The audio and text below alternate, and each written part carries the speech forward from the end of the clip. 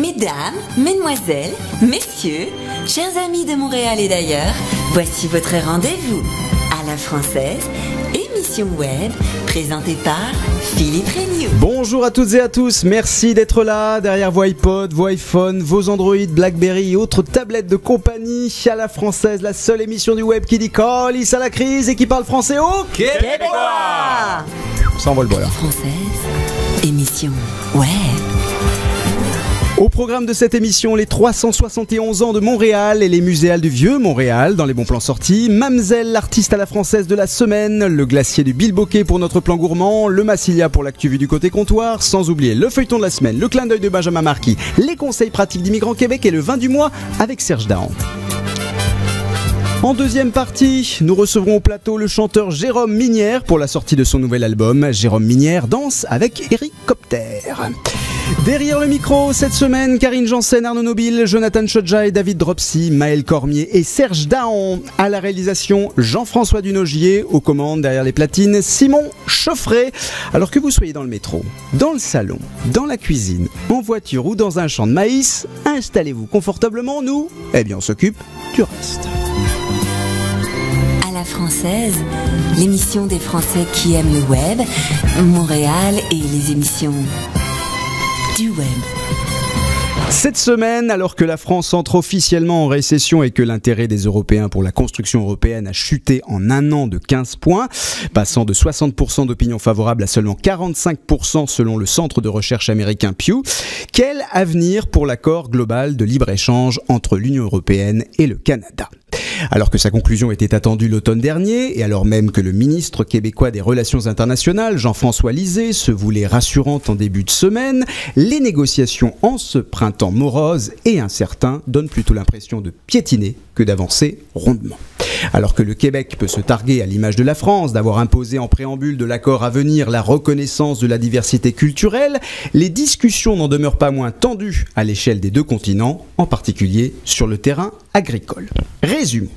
D'un côté, ce sont les exportations de viande de bœuf et de porc vers l'Europe qui posent problème. Et de l'autre, l'exportation des produits laitiers vers le Canada qui effraie les producteurs d'ici. Ce sont en effet plus de 30 000 tonnes par année de fromage européen qui arriveraient sur les étals canadiens si l'accord était signé. 30 000 tonnes de frometon par an, de quoi vous pourrir toutes les douanes des aéroports pendant des décennies, de quoi anesthésier à vie tous les chiens renifleurs du royaume, de quoi faire exploser le taux de cholestérol déjà bien élevé de nos cousins. Bref, les Canadiens ont de quoi flipper, les Québécois ont de quoi être terrorisés par un gouvernement qui se laisse envoûter par le fumet capiteux de nos fromages qui fouettent. Et devra-t-on, devant un tel abandon de soi, parler de cette époque honnie comme de l'ère Steven Munster ou de la mandature Pauline Maroilles?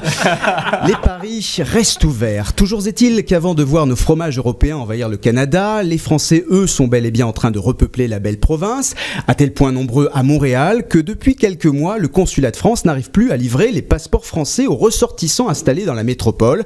Sans doute certains d'ailleurs d'entre vous en ont fait l'expérience, oui. Et le quotidien Le Figaro s'en est même fait l'écho il y a tout juste une semaine. On résume, à Montréal, les résidents français doivent prendre un rendez-vous obligatoirement par internet et obligatoirement après 18 heures pour présenter leur demande de passeport. Ça, c'est la théorie. Dans la pratique, le serveur est saturé tous les soirs et il est quasiment impossible d'obtenir un rendez-vous. Une situation si inextricable que certains agents du consulat conseillent même à tous les ressortissants français ayant la double nationalité de demander, je vous le donne dans le mille, un passeport canadien. Comme quoi, le libre-échange, visiblement, ça marche aussi pour les pièces d'identité. Allez, c'est QLD. À la française, émission web, Philippe Regnault. Bonjour Karine. Bonjour tout le monde. Ce vendredi, on fête une bonne fête à notre bonne ville de Montréal puisqu'elle souffle ses 371 bougies. Mais oui, 371 ans, ça se fête. Donc c'est le 17 mai 1642 que Montréal a été fondé par le sieur de Maisonneuve. Alors à cette occasion, le quartier des spectacles a organisé une belle journée aujourd'hui vendredi. Donc ça va commencer à partir de 11h30 jusqu'à 14h avec un pique-nique géant. Des grandes tables vont être installées sur toute la place des festivals avec des parasols. Et c'est l'occasion de découvrir donc la bouffe de rue dont on nous parlait avec... Au menu, on aura des sandwichs, des tartares de bœuf, des crêpes de sarrasin, des grilled cheese, de la poutine. Des grilled cheese? Grilled cheese. Des grilled cheese. Poutine au Au cottage. Des poutines au quoi? Poutine Au coton. canard confit. Eh ben, mais ça c'est bon, mais ça fait rire aussi le poutine au canard confit. Elle est morte de rire, Karine. Je sais pas, il y a un truc avec le canard confit. Qu'est-ce qui se passe avec le canard confit? Faut tout nous Et dire. alors, pendant ce pique-nique, on pourra aussi assister à des prestations des 7 doigts de la main. Des 7 doigts de la main, effectivement. Et qu'est-ce qui se passe? Et un fou rire, ça arrive. Armand Vaillancourt donc exécutera une œuvre en direct. D'accord. Il y aura aussi des chorégraphes qui danseront, de la chanson, enfin plein de choses. D'accord. Et alors après, en fin d'après-midi, retour à 16h30 pour le plus grand apéro de la ville. Pareil, en grande terrasse géante, on pourra déguster une sélection de vins, des bières, participer à un concert de DJ et surtout un petit concert à partir de 21h30 exactement, des concerts gratuits avec en spontané des projections qui seront faites donc sur des images ou sur le thème de Montréal, et entre autres font partie des artistes Ariane Moffat, Yann Perrault et notre invité Jérôme Minière, s'il vous plaît. Louis-Jean Cormier, Plaster, Poirier avec Boga, et voilà donc une belle soirée en perspective. C'est un beau plateau, effectivement. Et puis Karine, c'est pas parce qu'il fait beau qu'on ne devrait pas en profiter pour visiter les musées de la ville. Oui, donc c'est aussi à l'occasion en fait de l'anniversaire de Montréal que le Vieux Montréal a voulu signer cet événement en organisant des muséales. Donc en fait, il suffit d'aller sur la page Facebook Vieux Montréal et vous pourrez donc y télécharger un petit coupon qui vous offrira 20% de rabais sur les admissions au musée Pointe-à-Calière, au Centre d'Histoire de Montréal, au musée Marguerite Bourgeois, Chapelle Notre-Dame de Bon Secours, Château Ramsay, et aussi sur les visites guidées organisées par Guide à Tours. Donc moi je trouvais ça sympa de le souligner, parce que si vous avez de la famille, c'est l'occasion de redécouvrir ces sites. Et puis souvent, des fois on a l'impression de connaître Montréal, mais pas forcément son histoire. On la redécouvre effectivement. Et puis pour ceux qui veulent du rythme, c'est le grand retour avec les beaux jours des pique-niques électroniques. Oui, ça commence dimanche, et en plus il y en aura pour une double dose, vu que lundi on est férié, il y aura double programmation. Alors c'est de 14h à 21h, c'est place de l'Homme au Parc Jean Drapeau. Donc pour celles et ceux qui ne connaissent pas encore, c'est l'occasion d'aller se défouler sur des rythmes, des DJ en techno-électro toute la journée, de se rafraîchir avec quelques boissons fraîches, n'est-ce pas?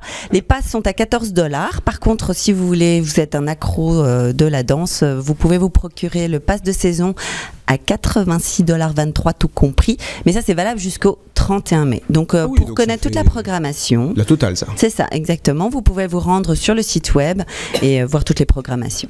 Très rapide, une petite sortie musicale à nous suggérer là? Mais oui, parce que je souligne toujours le grand retour des vieux groupes des années 80. C'est une grande discussion, n'est-ce pas?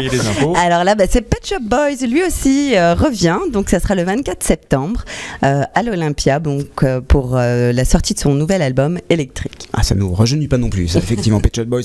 Alors musique toujours, mais avec la découverte artiste de la semaine, Arnaud Nobile du site advu.ca. Bonjour Philippe. Bonjour Arnaud, quel est votre nouveau petit bijou printanier? Oui, printanier qui a du soleil dans la voix, puisqu'il y a des accents un petit peu du sud. Donc ma découverte, ma suggestion de la semaine, c'est Mamselle. Mamselle, c'est son vrai prénom, elle est mexicaine d'origine et elle a sorti un album qui s'appelle Maïs, comme la céréale du même nom qui vient d'Amérique du Sud. Donc Mamselle, son vrai nom c'est Mamselle Ruiz, qui est une auteure-compositrice-interprète d'origine mexicaine. Elle est installée au Québec depuis 2010 seulement.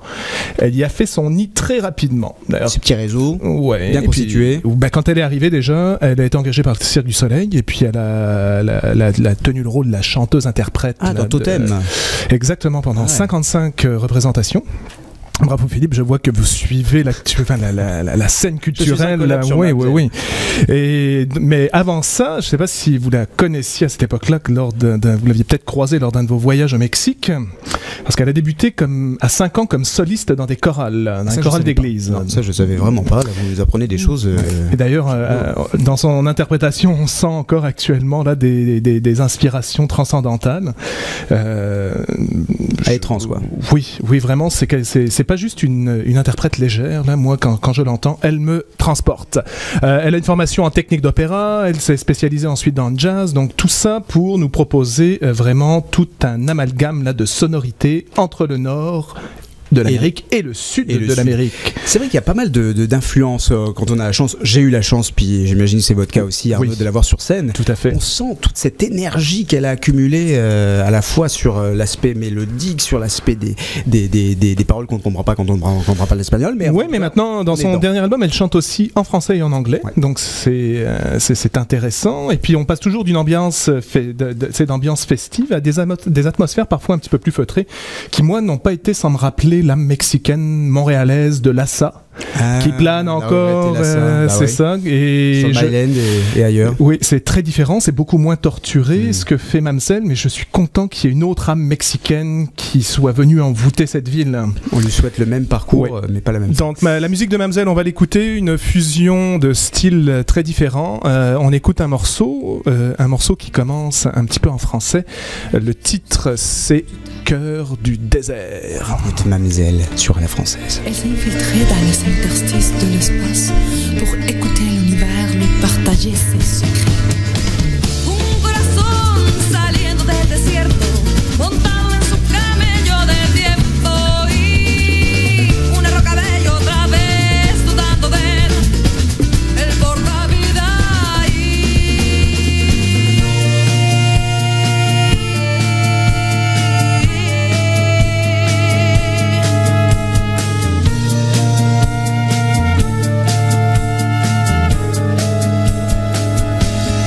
Alors on voit les déhanchements là, effectivement, ça met la pêche, Mamselle. Comme on est assez détendu ici, j'ai mis une chanson là qui était un petit peu festive. Il y a des rythmes, il y a parfois des rythmes de bossa nova, puis il y a vraiment des petites ballades là, beaucoup plus tranquilles, beaucoup plus intérieures. En tout cas, une découverte. Mamselle, M-A-M-S-E-2-L-E, l'album Maïs. Elle sera date éventuellement. Oui, en fait, là, elle est au Mexique actuellement. Elle revient le 19 mai au Québec. Elle sera de passage à Bromont. Elle sera aussi l'invitée de quelqu'un qu'on connaît bien, qui s'appelle Eric Mbois, qui organise des soirées Acoustica qui reprennent. Donc ça sera le 24 mai. Ça va envoyer, entre Eric Mbois et puis elle, ça va l'envoyer sur scène. Oui, tout à fait. Puis il y aura d'autres invités. Et sinon, elle fera aussi l'ouverture du Festival Nuit d'Afrique. Ça, c'est en juillet. Allez, un petit plan à tuvu.ca là, avant qu'on se quitte. Puisqu'on on a parlé de bouffe tout à l'heure, moi là, j'aimerais souligner la première édition d'un nouveau festival. Ah oui, encore, on pensait qu'on avait fait le tour de tous les festivals à Montréal.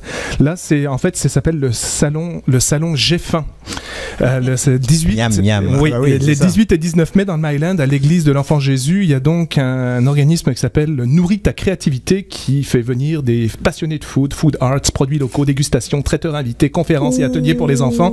Et le salon Géfin célèbre la créativité gastronomique. Une cinquantaine d'artisans et d'entrepreneurs. La date, c'est 18-19 mai, c'est donc ce week-end. Ce week-end, et il y a des 2 pour 1, il y a des bons deals sur atuvu.ca pour le salon Géfin. Ils sont malins, c'est atuvu.ca. Merci beaucoup Arnaud, merci Karine pour Philippe. Toutes ces infos culturelles. Tu veux pas une boule mocha, Lucas? Non, je ne veux pas de mocha. Et puis j'aime pas le mocha, je préfère les glaçons citron. Aussi je n'ai qu'un glaçon. Je m'attendais pas à ça. Henri Dess, pour ceux qui l'auraient pas reconnu, c'est une bonne entrée en matière pour le cornet qu'on va se prendre, effectivement, vous l'aurez compris, cette circonstance, puisque nous retrouvons le bon plan gourmand de la semaine avec Jonathan Chodjai. Alors Jonathan, effectivement, on a un petit peu dévoilé. On est en plein dedans là. Cette semaine, vous nous plongez dans un petit péché mignon tout froid, tout rond. Eh bien oui, le bilboquet, donc le bilboquet qui a ouvert ses portes en 1983, qui existe donc depuis 30 ans maintenant, 20 ans d'abord avec les fondateurs, puis repris par un passionné qui était un client de la première heure, donc pour vous dire si la tradition se perpétue. La première adresse sur Bernard, qui est encore aujourd'hui en activité, mais qui a fait des petits, puisque aujourd'hui on a plus de 5 adresses un peu partout à travers l'île, plus des petits kiosques temporaires pendant l'été. Mais tout ça pour dire que le bilboquet, donc un glacier pas comme les autres, qui s'est fixé une mission d'abord. L'objectif du bilboquet, je cite, est de fabriquer les meilleures crèmes glacées et les meilleurs sorbets qui soient. Point barre. C'est déjà une belle entrée, on va dire aussi, ça, pour aller. Ça va pas mal. Alors pour vous dire, ils utilisent des produits locaux dans 99% des cas. C'est impressionnant. Ils utilisent du vrai lait à 3,25, de la crème à 35% qui vient du Saguenay-Lac-Saint-Jean. Leurs emballages viennent du Québec. Les produits qu'ils mettent à l'intérieur, c'est absolument phénoménal. Crème glacée à l'érable, c'est oh là là, de la tire d'érable même, c'est même plus ça là. Et puis ils ont une crème glacée que j'adore particulièrement qui s'appelle Cacaophonie. C'est absolument démentiel. Crème glacée chocolat avec des morceaux de noix de cajou, du morceau de chocolat blanc, de chocolat noir. Enfin c'est terrible, c'est très très bon. Il y a toujours des queues qui se forment devant le glacier pendant l'été, donc c'est assez impressionnant. Le petit plan, c'est de rentrer, d'acheter des pots et puis d'aller les manger à l'extérieur, ça va plus vite. Et puis voilà. Donc dire que c'est une entreprise qui est complètement. Et puis c'est bon, je veux dire, le décor aussi est à l'avenant. On a des bilboquets qui sont un peu partout, donc ça joue bien avec. Qui est sur la rue Bernard, il a quand même sa petite touche en plus. Tout à fait. Et puis voilà. Et puis donc dire également que c'est une entreprise qui produit localement. Tout l'entrepôt et toute la production finalement se fait sur l'avenue du Parc à Montréal. Donc on est vraiment dans une optique locale, dans une optique gourmande. Bon évidemment, on est loin des grands comme Ben & Jerry's et tout ça. On est vraiment dans du local et puis c'est de la vraie crème glacée. Puis sachez-le quand même, les sorbets sont à 70% constitués de fruits, donc c'est quand même merveilleux d'avoir ce genre de produits de qualité locaux et voilà. Mon ami, donc de la gourmandise en long, en large et en travers. Donc on vous invite à aller découvrir ça, donc le plus près de chez vous éventuellement, ou tout simplement donc au 13-11 avenue Bernard Ouest à Outremont, et puis pendant l'été sur le Vieux-Port. C'est voilà. Et puis merci beaucoup Jonathan, ça nous met vraiment en appétit cette sortie-là, et on rappelle effectivement que si tout le monde veut des plans gourmands, on va directement sur l'adresse www.petitfuté.com. .ca. Bon, les deux marches, mais .ca c'est plus direct. C'est plus canadien. Allez, on y va. Merci. Je ne veux pas la Françoise et la boule de Moka que Lucas ne mange pas, et puis toute la vanille. Alors c'est l'heure du bruit de comptoir, l'actualité de la semaine vue par un habitué du Massilia, le bar marseillais de l'avenue du Parc à Montréal. Alors que se passe-t-il au Massilia? Bonjour. Allô le Massilia? Est-ce qu'on nous entend? Massilia, visiblement on a un petit souci pour joindre le Massilia. Hugues, est-ce que vous nous entendez? Allô Hugues? Allô Hugues. Alors tant qu'on cherche à joindre le Massilia, je voulais faire un petit tour à vous autour de table, puisque généralement c'est ce qu'on demande au Massilia, c'est de nous commenter l'actualité de la semaine. Soyons fous. Alors cette semaine, évidemment, il y a 3 propositions que je vous soumets, les amis. Le premier, c'est les incidents de Trocadéro, puis la polémique qui a suivi le sacre du Paris Saint-Germain lundi. Deuxième sujet, c'est la France qui entre officiellement en récession. Ou 3, on en a parlé en guise d'introduction, le consulat de France à Montréal qui est débordé, qui n'arrive plus à délivrer des passeports à ses ressortissants. Lequel vous fait réagir là? Tiens, Jonathan. Je dirais de but en blanc comme ça, il me semble que la récession c'est quand même un signe plus que troublant, je dirais, de la situation européenne, et qui est directement ou indirectement responsable finalement du point numéro 3, puisque tous ces Européens qui s'expatrient finissent par arriver ici. Ils ont besoin, comme tout le monde, des services inhérents, je dirais, au simple fait de résider sur place, et donc le consulat est le premier point où on va chercher ses papiers et tout ce qui va avec. Donc dans un contexte comme celui-là aujourd'hui, je veux croire que le gouvernement prend toutes les mesures, je dirais, qui s'imposent. Mais la réalité, c'est qu'après 3 millions de chômeurs, on peut pas vraiment s'étonner d'une récession, surtout que les pays européens limitrophes ont finalement emboîté le pas. Eh ben écoutez, c'est une petite bafouille là, David, là-dessus là, ou une bafouille, moi en fait ce qui m'a marqué dans l'actualité, c'était plus l'opération d'Angelina Jolie, qui n'était pas dans vos choix quand même. Non, et ça c'est international. C'est vrai. Voilà, c'est vrai. C'est un bel exemple de ce qu'il faut faire quand on veut se prévenir d'un cancer qui peut avoir des conséquences très graves. Mais pour elle, c'est déjà pas mal, on va dire. C'est ça. Merci. Bon, écoutez, je pense que le Massilia, à mon avis, n'est pas joignable. C'est pas grave. On essaiera éventuellement un peu plus tard dans l'émission. Ou sinon, on leur fait un petit coucou au Massilia. Tiens, on rappelle d'ailleurs le Massilia. Petit clin d'œil. C'est au 45-43 avenue du Parc à Montréal. Même si nous, on n'arrive pas à les avoir. Vous pouvez vous y rendre. À la française, émission web. Dans un peu moins de 15 minutes désormais, je le rappelle, nous recevrons sur ce plateau le chanteur Jérôme Minière à l'occasion de la sortie de son nouvel album Jérôme Minière danse avec Eric Copter. Mais tout de suite, je sais que vous l'attendez tous. Quoi? Eh bien, votre feuilleton de la semaine, les visiteurs permanents, c'est maintenant. Les visiteurs permanents. Feuilleton radiophonique. Un feuilleton radiophonique écrit par David Dropsy de l'Académie franco-canadienne des feuilletons radiophoniques déjantés. PVT, permis, vacances, travail. Les vacances, c'est couvert, mais le travail, lui... Qu'est-ce que c'est galère à faire un CV? T'inquiète Poulette, j'ai l'habitude. C'est moi qui gérais les CV pour notre association à Mantes-la-Jolie. Waouh, excitant. Et puis un CV pour quoi faire? On va quand même pas se mettre à bosser. Pour une fois que je suis d'accord, il doit bien y avoir un système d'aide sociale pour les jeunes Français capitalistes, fils à papa, avec des euros plein les poches, dont nous pouvons bénéficier quand même, non? Wow, là, on se calme. Vous êtes ici pour que le Québec puisse bénéficier de votre immigration. Pas que pour vous autres profiter de nos aides sociales. Pas fait pour ça, pas en tout. Ça va, on se calme. Il a un humour con, ce n'est pas de sa faute, là. Oh là, je ne suis pas d'accord. On met sa photo et sa date de naissance sur les CV ici? Mais dis donc, je pensais que tu avais l'habitude. Ouais, je pense que c'est pas mal bien plus dommageable pour le Québec que de vous faire travailler. Oh, je te le fais pas dire. En plus, j'ai déjà un entretien avec une société islandaise qui fait des trucs bizarres, dans le genre des bocaux pour conserver des courants d'air. Ah bah ça c'est très utile en cas de canicule, ça. Comment vas-tu? Ça devrait être toi qui passe l'entretien.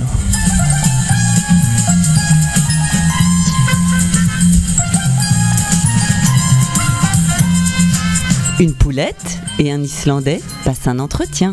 Suspens. Le feuilleton Les Visiteurs Permanents, la suite de votre épisode dans une vingtaine de minutes. Mais tout de suite, c'est l'heure du clin d'œil de la semaine avec Benjamin Marquis. Souvent, les gens, quand ils viennent me voir puis me demandent c'est quoi le plat national au Québec, je leur réponds pâté chinois ou la poutine. Puis moi, entre les deux, je préfère la poutine. C'est quoi la poutine? C'est un mets très élaboré et très complexe, constitué de patates frites, fromage squick-quick et de la sauce brune dont on ne connaît pas l'origine. Là, il y en a qui vont tilter sur le mot fromage squick-quick. Pourquoi le squick-quick? C'est à cause quand vous le prenez entre vos dents et qu'il est frais, ça fera comme un squick-quick entre les dents. Si ça fait pas squick-quick, c'est parce qu'il est pas frais. Vous faites avoir. Ça, c'est la base. Il y en a qui vont la pimper, la poutine.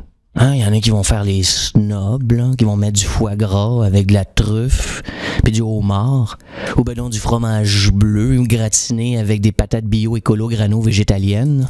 Non. Il faut y aller tout de basic, tout de base. Patate, sauce, fromage. Et l'endroit de prédilection, c'est la banquise. Mais attention, là. Il n'y a pas juste cet endroit. Moi, je dis, au contraire, explorez d'autres horizons. Sortez, n'hésitez pas à vous arrêter sur le bord de la route chez Gérard Patate ou le petit graisseux du coin qui s'essuie les doigts là, sur son tablier. Oui! De toute façon, c'est des grosses calories sales. Fait que ça soit la banquise servie avec un apron en papier ou ben donc avec une serviette collée là, sur le bord de la bouche, il n'y en a pas de problème, elle va être aussi bonne. Parce que quand on veut une poutine, elle est bonne. Benjamin Marquis, dont vous retrouvez la chronique chaque semaine dans cette émission et en tout temps sur alafrançaise.ca. À la française, émission web. Maël Cormier d'Immigrants Québec, vous vous êtes intéressé, Maël, bonjour. Bonjour Philippe. Vous êtes intéressé à l'actualité, et actualité oblige, puisque Statistique Canada vient de publier son recensement 2011. Vous nous parlez cette semaine du profil de ces Français qui s'est confirmé, donc sont de plus en plus nombreux au Québec. C'est ça Philippe, alors moi aujourd'hui je me suis penché sur la question de savoir qui sont exactement les Français au Québec, leur profil, combien sont-ils, que font-ils, où habitent-ils? Espèce menacée, évidemment, on sait. Voilà, alors j'ai mené ma petite enquête, je suis allé fouiller sur les sites internet de Statistique Canada, du ministère de l'Immigration, de la ville de Montréal et du consulat de France. Vous avez sacrément travaillé, Maël, cette semaine. Oui, une grosse enquête. Donc déjà, premier point, combien de Français au Canada? Une petite idée, Philippe? Combien de Français au Canada? Quoi, 120, 150 000? 150 000, c'est ça. Alors à titre de comparaison, c'est quasiment autant que la population de Grenoble. Et donc sur ces 150 000, il y en a un peu plus des 2/3 installés au Québec. Le reste des Français vivent plutôt dans les autres grandes villes canadiennes comme Toronto, Vancouver, Calgary et Halifax. Donc beaucoup de Français au Québec, mais aussi de plus en plus. Sur les 10 dernières années, les Français sont l'un des plus forts contingents d'immigrants avec l'Algérie, le Maroc et la Chine. Alors ensuite, au niveau des villes prisées par les Français au Québec, bien évidemment, c'est Montréal qui arrive en tête. Qui a la palme. C'est ça. Et le consulat de France de Montréal estime même qu'il y aurait 100 000 Français installés à Montréal. Ils n'arrivent même plus à les compter. Oui, c'est ça. Ils sont débordés. Ils sont débordés. Et les autres Français qui vivent au Québec hors Montréal vivent à Québec, la ville, Gatineau, Sherbrooke et Trois-Rivières.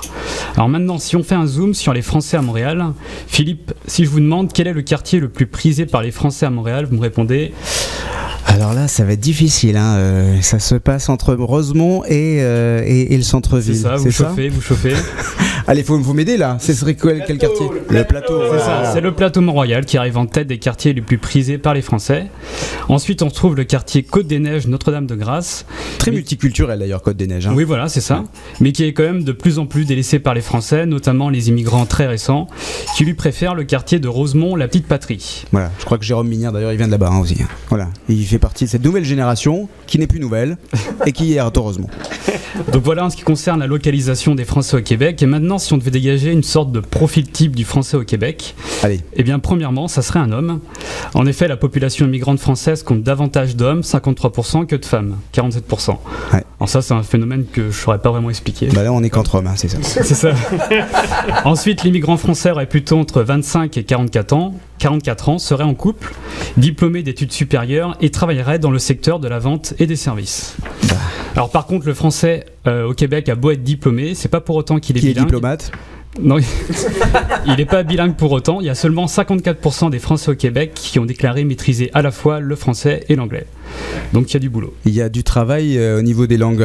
Bah écoutez, Maël, c'était un beau travail que vous avez fait là. Hein, on a le profil du français moyen. Alors juste, vous avez rajouté quelque chose pour terminer sur vous avez encore plus travaillé que ça alors. Juste pour terminer sur une note positive, au niveau du travail, les Français du Québec en fait s'en sortent plutôt bien, avec des taux de chômage inférieurs à l'ensemble de la population du Québec et des revenus moyens supérieurs à l'ensemble de la population québécoise. C'est pour ça qu'ils viennent tous. C'est ça, c'est le secret. Vous apportez que des bonnes nouvelles, Maël.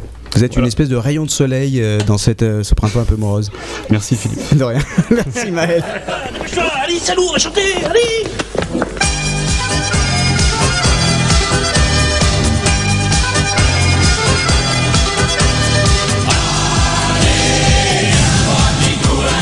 Et voilà, évidemment, cette circonstance aussi, puisque une fois par mois, on a le grand plaisir dans cette émission de vous faire découvrir un nouveau vin avec notre ami sommelier Serge Dahan. Serge, bonjour. Bonjour. Alors, on est ravis de vous retrouver au plateau avec cette musique un petit peu qui nous amène, il nous met dans le bain, tout simplement. Formidable. Et moi, je suis ravi d'être avec vous encore une fois. Ah, mais voilà, c'est partagé. Alors, en mars, Serge, vous nous avez fait découvrir un vin espagnol. En avril, un vin italien. Et puis là, en mai, fais ce qu'il te plaît, qu'est-ce qu'on déguste? Ah ben, on va à la française. On est dans les Côtes du Jura. Les Côtes du Jura. Oui, ça s'en va et ça revient. C'est fait de tout petit rien, c'est comme un petit bouchon. Exactement. Alors ce petit vin du Jura, qu'est-ce qu'il a de bien? Magnifique. Alors quelque chose d'abord le producteur, Jean Bourdi. Il est gentil. Surtout sa fille. C'est vrai. Et j'espère qu'il m'entend. Vous connaissez sa fille? Oui, assez curieusement, j'ai enseigné à l'ITHQ. Ouais. Elle était dans ma classe. Elle était dans ma classe, alors elle suivait des cours pour se perfectionner en sommellerie et pour pouvoir promouvoir les vins de son père à travers le monde, qui sont fantastiques, traditionnels. Alors c'est un monsieur qui fait les vins de façon très traditionnelle. Qu'est-ce que je veux dire par traditionnel? Ce sont les cépages locaux. C'est un élevage qu'on dit oxydatif, c'est-à-dire qu'il laisse le vin s'oxyder dans les barriques. Qu'est-ce que ça fait? Ça fait que ces vins ont une longévité incroyable. Ces vins du Jura, c'est des vins vraiment ultra garde alors. Ouh là là là là là, des vins 30-40 ans. Et ils gardent effectivement une saveur identique, c'est ça? Non, alors je vais te dire quelque chose. Il y a, en tant que sommelier, on dit garde ce vin-là une dizaine d'années, garde ce vin une quinzaine d'années, il va se bonifier. C'est l'exemple parfait. Écoutez, à $22, vous gardez ce vin-là des années et des années, des décennies, et vous allez regoûter ça.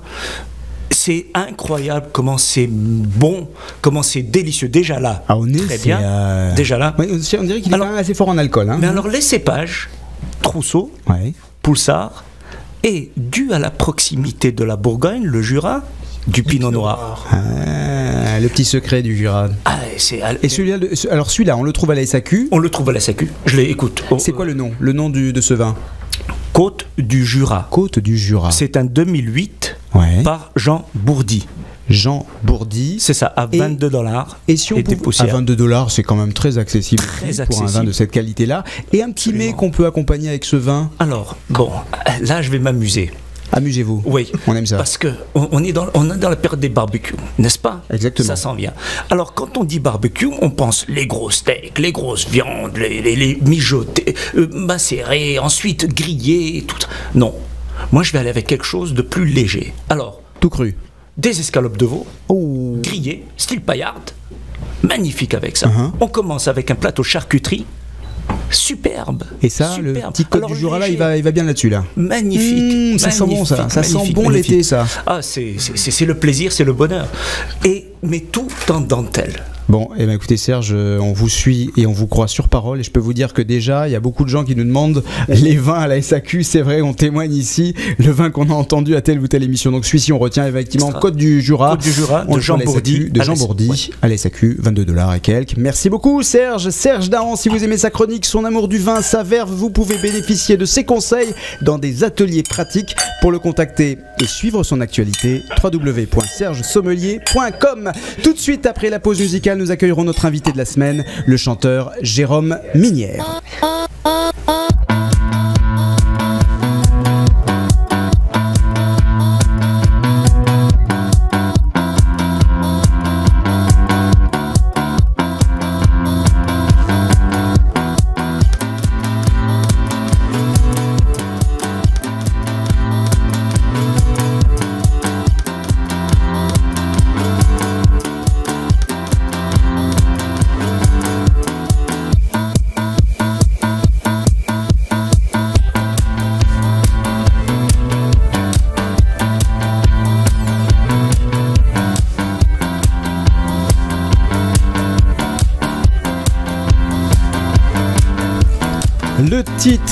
Le titre pièce jointe, l'artiste Jérôme Minière, extrait du dernier album Jérôme Minière danse avec Eric Copter. Jérôme Minière et son ami imaginaire Eric Copter, donc qui viennent d'entrer dans le studio. Je vous demande de les accueillir, Jérôme Minière. Ouais. Jérôme, merci d'être avec nous à la Française, deuxième partie d'émission. Ça va, tout se passe bien? Oui. Alors à vos côtés évidemment Eric Copter, est-ce qu'il va bien aussi? Oui. Et son grand frère, on imagine, Supercopter, toujours en forme. Supercopter, toujours en forme aussi. Par contre, la petite dernière, Jenny Copter, pas très. Hein, ouais, elle a eu froid les derniers jours, il y a eu du vent. Toujours ouais, c'est ça, toujours ces petits problèmes au décollage. Hein, et puis on n'oublie pas le petit cousin Séfarade. Le cousin Séfarade, Eli, non? Hélicoptère. Voilà, vous avez fait la totale, c'est bon, on a fait. Ça sera fait, c'est maintenant, il n'y a plus à faire. Alors, votre actualité, c'est cet album électro éclaté que vous nous offrez depuis 2 semaines. Et votre ordinateur, depuis, qui je pense s'est mis en grève, tellement vous l'avez fait travailler. Mais avant d'aborder, si j'imagine, hein, il a pas mal bûché, hein. Il a chauffé, hein, mais avant d'aborder plus en détail toute cette actualité, Jérôme, ce nouvel album Ultra Electro, vous avez en face de vous notre procureur David Dropsy, qui lui aussi est électrique, hein, depuis qu'il a vécu la semaine dernière avec Morane, un moment que l'on peut qualifier d'intense, hein, David. Oui, surtout pour moi. Ouais. Surtout pour vous, David Dropsy, qui, comme pour chaque invité, va vous dresser son réquisitoire, monsieur le procureur. Alors tout un dossier, ce Jérôme. Eh ben oui, écoutez, le dossier au soutien des accusations qui sont portées à l'encontre de monsieur Jérôme Minière sont d'une complexité extrême. Et la raison en est pourtant toute simple. Nous ne savons pas contre qui porter nos accusations. Nous faisons face ici à 2 personnages qui pourtant ne forment qu'une seule et même personne. D'une part, nous avons un jeune homme, français d'origine, né à Orléans, ayant étudié en cinéma, et comme la moitié de ses compatriotes, on en a parlé tout à l'heure pendant l'émission, a décidé de venir s'installer au Québec, et plus particulièrement à Montréal. Ce jeune homme est musicien, et a déjà plusieurs albums à son actif. Il a même participé à la réalisation d'albums pour d'autres artistes, tels que celui de Michel Faubert. Monsieur Minière reçoit plusieurs distinctions, telles que le Félix Album électronique en 2002, le Félix Auteur-compositeur de la disque en 2003, le prix Miroir en 2005 et plusieurs nominations dans le cadre du Gala de la disque. Chapeau bas. Chapeau bas. Il participe à plusieurs festivals, dont celui des Francopholies, bien entendu. Bref, nous avons en face de nous un jeune artiste plein de talent et d'avenir. Ça, c'est le vin qui me fait dire ça. D'un autre côté, nous avons un individu qui s'est fait connaître sous le nom de Eric Copter, vous l'avez mentionné tout à l'heure, survivant de l'île de Lanka, petite île nordique ayant fondu victime du réchauffement climatique. Eric Copter squatte les studios de Jérôme Minière pour produire une musique électronique qui témoigne à la fois de son exil et de sa confrontation avec le monde des humains. Eric Copter produit 3 albums en collaboration avec l'accusé Jérôme Minière par le biais de sa société Eric Copter International. Le premier album, en 2004, Jérôme Minière chez Eric Copter. En 2005, Jérôme Minière au Grand Théâtre. Et en 2013, Jérôme Minière danse avec Eric Copter. Il vient de sortir. Hélicoptère International, société fondée sur l'économie imaginaire, réalise des profits imaginaires, une croissance commerciale imaginaire, pour finalement imploser dans le cadre de la crise financière de 2008 et qui a valu la déchéance d'Hélicoptère qui vit désormais dans une société secrète de marginaux appelée Machine. Ah, je vous c'était le MC. Ah ouais, non, c'est Machine. Machine. J'ai vérifié. Le grand machin. Nombre de gens ont investi dans l'imaginaire et la disparition d'Hélicoptère a laissé plusieurs citoyens floués de leur capital imaginaire et que même l'autorité des marchés financiers a du mal à comptabiliser. En bref, nous accusons le duo Minière-Copter d'avoir détourné des fonds imaginaires pour des fins qui ne servent à rien, dans le cadre d'une machination impalpable, en complicité avec une chose qui ne sent pas bon, le tout pour le plus grand plaisir de nos auditeurs. En conclusion, En conclusion, Monsieur Minière, la fin ne justifiant jamais les moyens, nous demandons à ce que le duo Minière-Copter soit condamné à quelque chose qui nous fait du bien pour une période indéfinie. Oh, alors Jérôme Minière, qu'avez-vous à dire pour votre défense? Ben, je suis content que le nom de Gilles Vaillancourt n'ait pas été mentionné.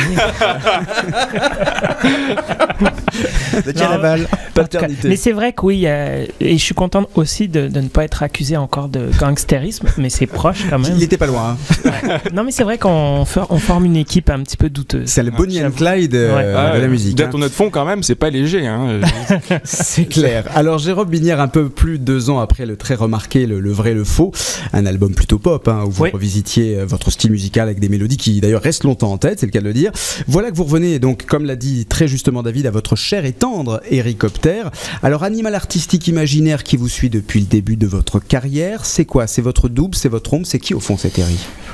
On pourrait dire que c'est mon ami imaginaire, un petit peu comme les enfants s'inventent des personnages comme ça. Par contre, c'est aussi, au départ, c'était simplement un pseudonyme pour faire la musique électronique, mais finalement, de fil en aiguille, c'est peut-être du fait que j'ai étudié en cinéma, mais j'avais le goût de la fiction, et donc ce personnage-là me permet de me rendre dans toutes sortes de zones étranges.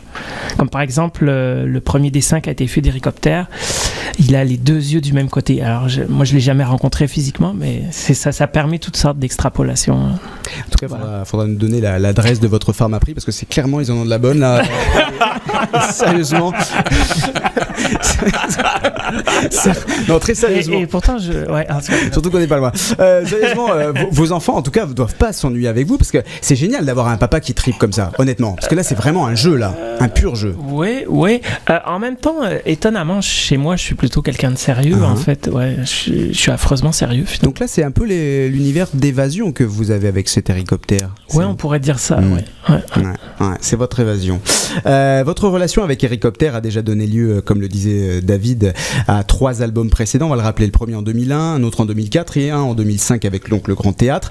Les albums que vous avez créés sans Héri, c'était justement un moyen de revenir à d'autres réalités. C'était vos musiciens qui vous disaient: allez, viens Jérôme, viens, on va aller chez la mère Françoise pour bouffer des frites.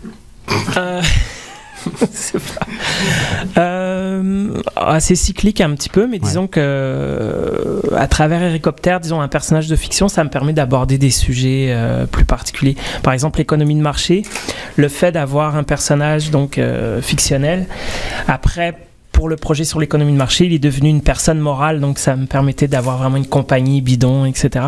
Donc c'est ce côté très... une parabole. Ouais, voilà. Mais par contre, sur le plus récent projet, j'ai essayé de me débarrasser de lui et j'y suis pas parvenu. Voilà. Il vous colle au basque? C'est parce que finalement, jusque-là, je faisais comme si j'y croyais. Maintenant, je considère vraiment que c'est un personnage de fiction que j'ai inventé. Mais même avec tout ça, finalement, il existe encore. J'arrive pas à me débarrasser de lui. Alors clarifions les... Bah oui, j'imagine que ça doit pas être facilement tous les jours facile à porter, non? C'est surtout qu'il a les 2 yeux du même côté. C'est un petit peu... Moi, je comprends pas, c'est qu'il y avait une photo, non? Vous avez publié une photo d'Hélicoptère. Oui, c'est vrai. Il y a une photo, oui. En fait, c'est un cap, péninsule. Il y avait un pif, quoi. Il y avait un gros pif, il faut le dire. Clarifions les choses pour les amoureux du musette. Cet album Jérôme Minière danse avec Hélicoptère, c'est pas fait pour eux, hein, on leur dit clairement. Non, c'est un dérivé, mais très éloigné. Très éloigné. Alors là, parce que c'est un album quand même très électro, très club aussi sur certains titres. Hein. Je pense notamment aux titres hyper maison et à musique automatique, qui sont quand même très, très dansants. Assez peu de paroles. Oui. L'idée, c'est justement qu'il n'y ait pas trop d'idées, pas trop de sens dans cet album, plus des sensations. Ça pourrait être ça. En fait, pour être vraiment honnête, c'est ça, je voulais faire prendre des petites vacances de moi-même, c'est-à-dire comme auteur-compositeur, le gars qui cherche des textes, puis qui réfléchit ou je sais pas quoi. Et là, surtout les derniers mois, c'est ça, j'ai eu envie juste de m'amuser finalement. Est-ce la nouvelle ère French Touch Jérôme Minière que vous inaugurez avec cet album? En gros, en tout cas, ce disque-là, c'est un Daft Punk du pauvre. Ouais. Voilà. Un Daft Punk du pauvre. Parce que moi, j'ai fait un costume de robot à mon lancement, mais il est en carton. J'ai envie de vous poser cette question tout à l'heure. On va se la laisser celle-là.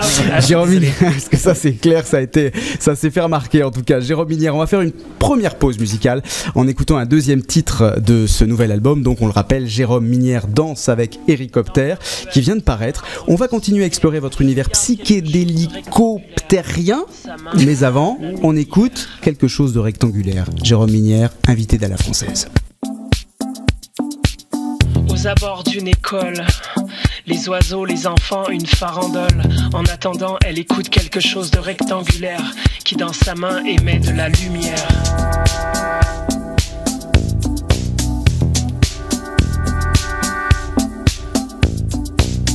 Des gens sur la place un soir, l'ivresse d'être là ensemble. Ils écoutent et regardent, ils se parlent solitaires dans quelque chose de rectangulaire.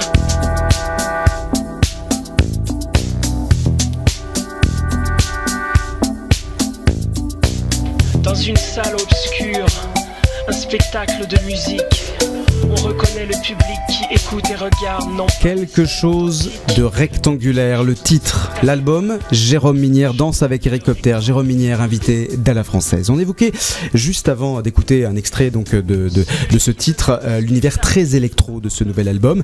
Jérôme Minière, comment ont réagi vos fidèles avec ce nouvel opus? Parce que même s'il y a toujours la touche, le style Minière, on est quand même loin des ambiances de l'album précédent ou d'albums comme Cœur par exemple, qui était, on va dire là, beaucoup plus mélodieux. Vous prenez des risques là avec votre public. Vous pensez qu'il vous suit? Je sais pas. En fait, comme je disais, c'est une parenthèse. J'avais besoin, à titre personnel, de me défouler d'une autre manière. Mais ça, c'est un trip personnel. Voilà. Mais est-ce que le public y suit? C'est dur à dire pour l'instant parce que c'est récent. C'était récent. Ouais, c'est ça. Mais vous avez jaugé un peu ce risque-là?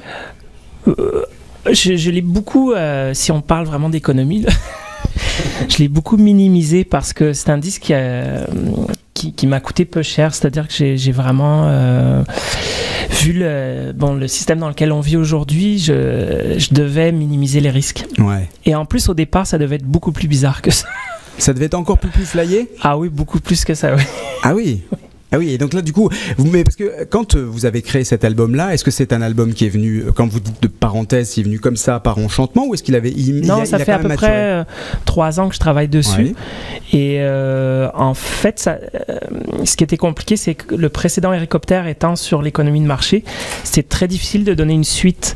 Et j'avais des projets un petit peu gros. Je voulais faire un disque écolo, un disque vert, ou en tout cas faire... J'avais des projets assez complexes et finalement, ils sont pas. Je suis pas parvenu au bout de ça. Ils sont pas arrivés à terme. Non, c'est ça. Et donc, il y a à peu près 3 ans, j'ai eu cette idée de faire un disque sur des machines, sur en fait notre rapport aux machines, une sorte de musique folklorique de machines. Et ça devait être beaucoup plus bizarre. La seule chanson rescapée de ce projet-là, c'est Elvire, donc une reprise d'Alain Bachung.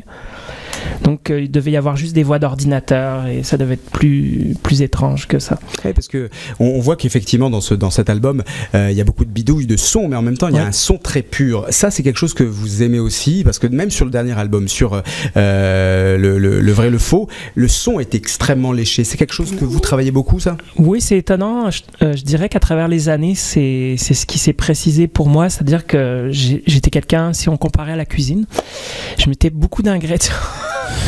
Un petit peu trop. Tout mélangé, ma blonde m'a encore fait le témoignage il y a quelques jours. Elle m'a dit ouais, quand je t'ai rencontré, tu faisais des plats, mais tu mettais tout dedans.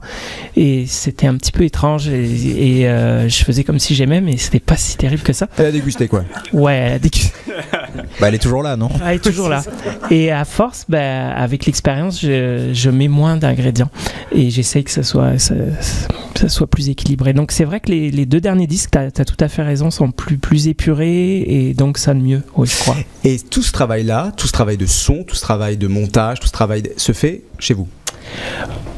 Pas tout à fait. Disons, c'est à 1 minute de chez moi. Ouais, mais ce que je veux dire par là, c'est que c'est vous qui êtes derrière les manettes et les potards. Ouais, il n'y a pas quelqu'un derrière qui a un grand manitou qui connaît le son, c'est vous qui êtes là, aux manettes. Ouais, et le truc qui est intéressant là-dedans, c'est que je fais une longue histoire là, mais on est là pour ça. Mes ancêtres sont des artisans ruraux.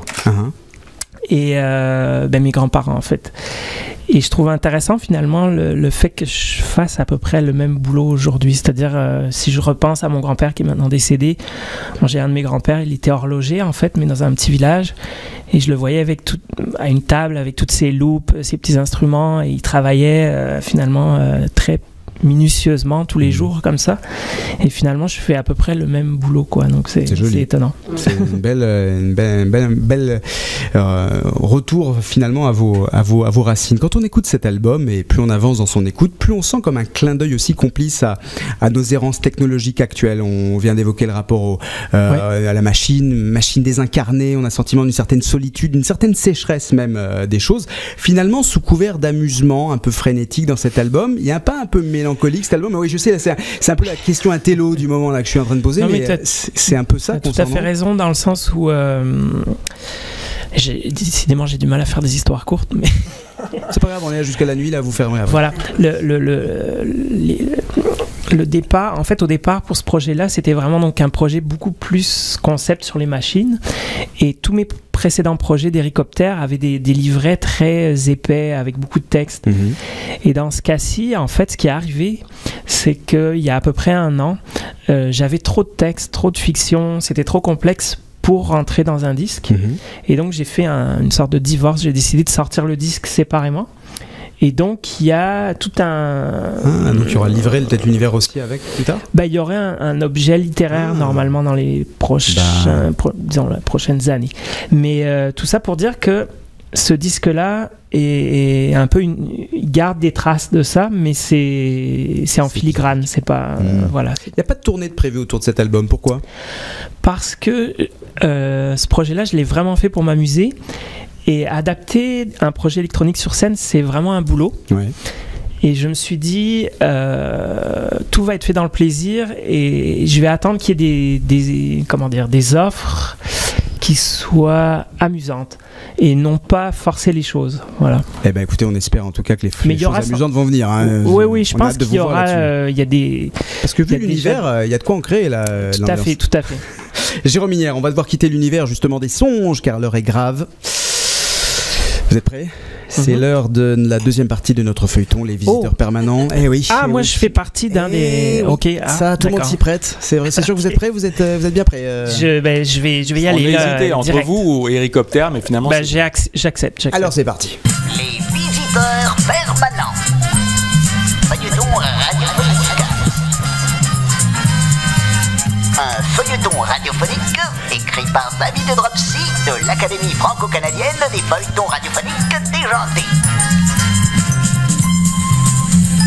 Une fois passé le stress dans la salle d'attente, l'entretien islandais peut commencer. Alors, mademoiselle, qu'est-ce qui vous amène par ici? L'envie d'aller prendre un verre? Ah, parfait. Je vois très bien au département de recherche et développement sur notre nouveau produit. C'est révolutionnaire, le verre transparent. Original, mais il me semble que ça existe déjà, non? Bien répondu. Vous êtes une logique implacable. Je suis complètement désarçonné. Pardon, mon téléphone sonne. Non sonne. Vous permettez? Oui. Alors, ça se passe comment? Je comprends rien à son accent, ni à ses questions. Je pense donc que j'ai quelques bonnes chances d'y arriver. Et dis-lui bonne chance. Alors, photo ou pas photo? Ben là, c'est comment scraper une entrevue? C'est à moi. Tous mes amis, si vous avez des amis, vous devez être fiable. Vous commencez lundi matin. Je trouve que mon accent islandais ressemble plus un peu portugais, j'ai l'impression. C'est un peu plus portugais. Désolé.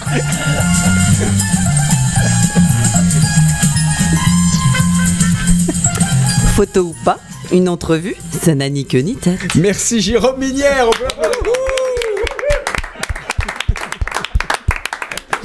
Alors Jérôme, on rentre dans la dernière partie de notre émission. Jérôme Minière, on rappelle l'invité d'À la Française. On a évoqué beaucoup de choses, mais pas forcément votre plus gros défaut. Ouh là, attention au micro. Oui, là, c'est sûr, j'en ai un gros. Ouais. C'est le plus gros, c'est d'être français. Hein, c'est pas trop dur pour vous? C'est épouvantable. C'est vrai, hein. C'est un peu dur. Qu'est-ce que ça vous inspire d'être français aujourd'hui? Peut-être il y a une part de nostalgie parce que ouais, c'est ça, les années passent. En même temps, j'oublie des fois, en fait, je dois avouer, c'est horrible, mais j'oublie que j'étais un peu français, que je suis encore français. Un jour, vous aviez sorti une idée géniale. Vous aviez dit, pour avoir le meilleur de la France et le meilleur du Québec, il faudrait construire une île en plein milieu de l'Atlantique, à équidistance des deux continents. Alors forcément, ça créerait le mélange idéal des deux mondes. Maintenant, il faut nous dire la vérité, Jérôme. À quel candidat pour les législatives partielles des Français d'Amérique vous avez refilé cette foutue bonne idée? Je sais pas. C'est vrai que c'est une idée qui vaut très cher. Mais moi, j'avais une autre idée qui va un peu avec ça, parce que ce serait comme une station offshore, en fait, une espèce d'hôtel géant de luxe, là. Ouais. C'est un truc vraiment de luxe. Qui, de toute façon, ça serait... Vous pouvez le dire, on est entre nous, il n'y a personne qui va récupérer. Ouais, c'est ça. Mais il y a déjà des idées pour payer moins d'impôts. Moi, je voyais une sorte de TGV, mais sur des rails, mais sur une espèce de, comment dire, de plateforme gonflable, en fait. Ah oui. C'est un petit peu... Mais ça serait sympa, ça. Ouais, donc c'est un TGV, mais qui flotte un peu. L'idée n'a pas été déposée encore. Non. On parlait des législatives. C'est la semaine prochaine qu'on vote pour le premier tour à Montréal, comme dans le reste du continent nord-américain, pour élire notre nouveau député. Vous allez voter? Je suis un petit peu en retard dans mes papiers. Je viens d'envoyer d'ailleurs, comme quoi tout est synchro, mes papiers pour le consulat, j'étais un petit peu décalé. Mais aussi. Donc il va falloir que je me... Oui. Et vu qu'en plus, vu la nouvelle que vous avez annoncée, je sais pas... Si vous êtes en mesure de le faire. Non, mais je sais pas s'ils vont recevoir mes documents à temps, c'est ça. Ouais. Et donc, voter, j'ai les documents à côté de mon ordi. Il va falloir que je regarde ça un petit peu plus sérieusement, je dois avouer. Bon, il va falloir faire ses devoirs, parce que soyons clairs, cette élection, tout le monde s'en fout. Ça vous inspire quoi, tout ça? Ça vous choque que... Non mais honnêtement, que les citoyens s'en désintéressent, ou ça vous paraît normal? Normal dans le sens où effectivement il y a peut-être des raisons de pas s'y intéresser. Non, ceci dit, moi j'aime aller voter ici comme français, mais c'est vrai que peut-être là, du fait que l'élection a été détachée du reste, on est peut-être un petit peu moins concerné que quand on avait voté la dernière fois, quoi.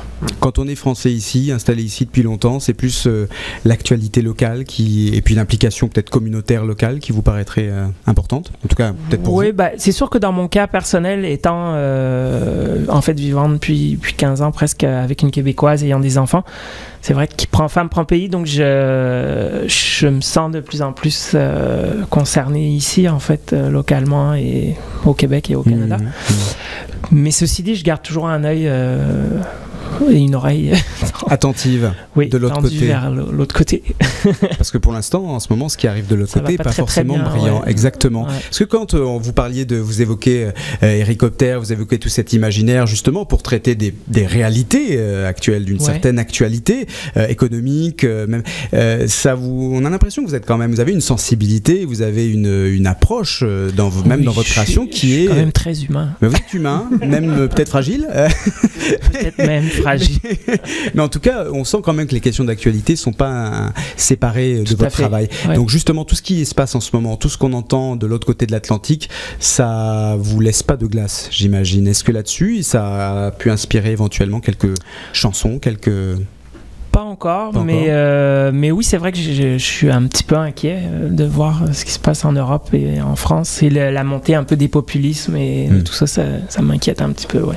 D'accord. Eh ben, écoutez, Jérôme, je vous propose sur ces belles paroles une autre pause musicale avec un troisième extrait de votre nouvel album. On écoute le titre We Machinize, en bon français, en duo avec Franny ou Fanny Franny, voilà, j'ai pas fait d'erreur. C'est un très beau nom. Holder. Ouais. Et c'est un très beau prénom, en tout cas très original. Elle chante très bien en plus. Jérôme Minière, invité d'À la Française. Waiting for the machine to humanize. We machinize without knowing. Waiting for the machine to humanize. We machinize without knowing.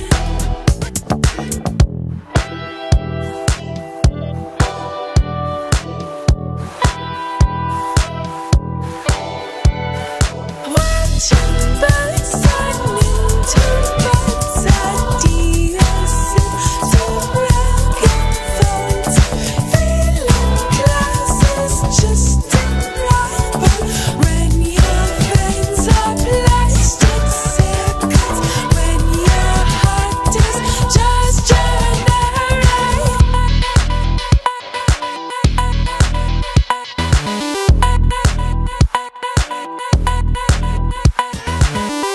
Waiting for the machine to humanize. We machinize without knowing. Waiting for the machine to humanize. We machinize without knowing. Waiting for the machine to humanize. We machinize without knowing. Waiting for the machine to humanize. We machinize without knowing. Watching birds fly. We Machinize, en bon Machinize, troisième extrait du nouvel album. J'ai du mal à prononcer. Hein. Ouais. Et cette chanson-là, je l'ai testée sur mon beau-frère et donc je suis sûr que c'est un tube en fait, mais personne ne le sait encore. Sauf votre beau-frère. Mon beau-frère me l'a dit, donc c'est le fameux marketing du beau-frère. Vous savez, vous connaissez c'est le marketing du beau-frère? C'est que si le beau-frère il y trouve une bagnole qui est belle, s'il vous dit que la bagnole est belle, vous êtes quasiment sûr de l'acheter. C'est pareil pour l'album et pour la chanson? Bah, cette chanson-là, moi, en tout cas, c'est mon tube, même si personne ne le sait vraiment. Bah, c'est notre tube à nous aussi, allez. on embarque. We Machinize, retenez bien, c'est le tube. Troisième extrait en tout cas du nouvel album de Jérôme Minière. Jérôme Minière danse avec Eric Copter. Jérôme, il nous reste quelques minutes, le temps de refaire un tour de table des rendez-vous à ne pas manquer. Karine, la sortie culturelle de la semaine. Les muséales dans le Vieux-Montréal. Les muséales dans le Vieux-Montréal et ça rime. Et ça rime. C'est joli. Arnaud, l'artiste de la semaine à découvrir. Mamzelle, l'album Maïs, M-A-I-Z. À faire péter le popcorn. Exactement. Jonathan, le coin gourmand où il faut aller lécher les boules. Le glacier, le bilboquet sur Bernard à Outremont. Serge, le vin de la semaine. Alors, on est dans les Côtes du Jura avec Jean Bourdi. Jean Bourdi, dont on salue sa sœur, sa fille. Exactement. Avant de vous remercier toutes et tous, c'est aussi un jour particulier puisque c'est à nouveau 15 jours après David Dropsy, la fête d'un des nôtres. Alors on va donc sortir le gâteau et les bougies en l'honneur de notre coordinateur plateau et responsable de la mise en onde, Simon Chauffret, à qui on peut chanter Joyeux anniversaire, bonne fête Simon.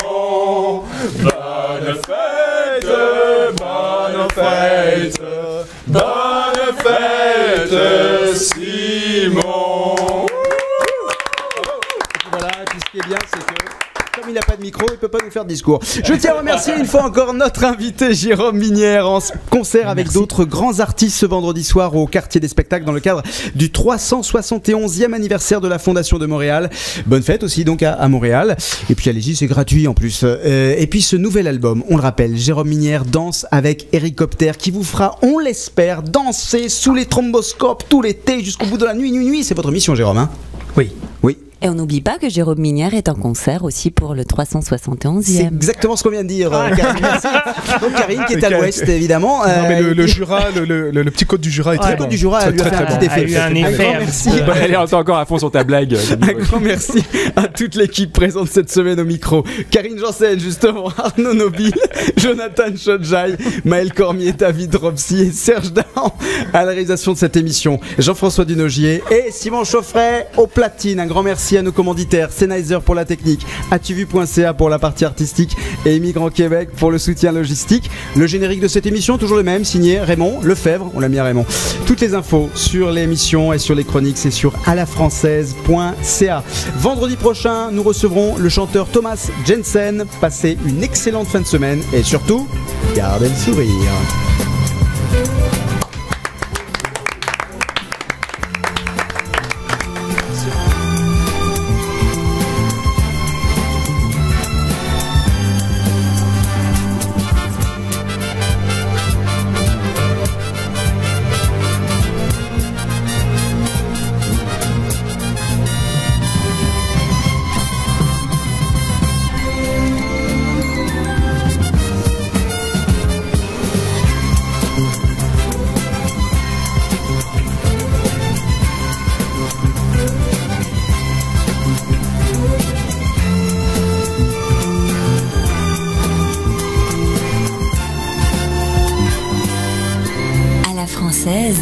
L'émission des Français qui aiment le web, Montréal et les émissions du web.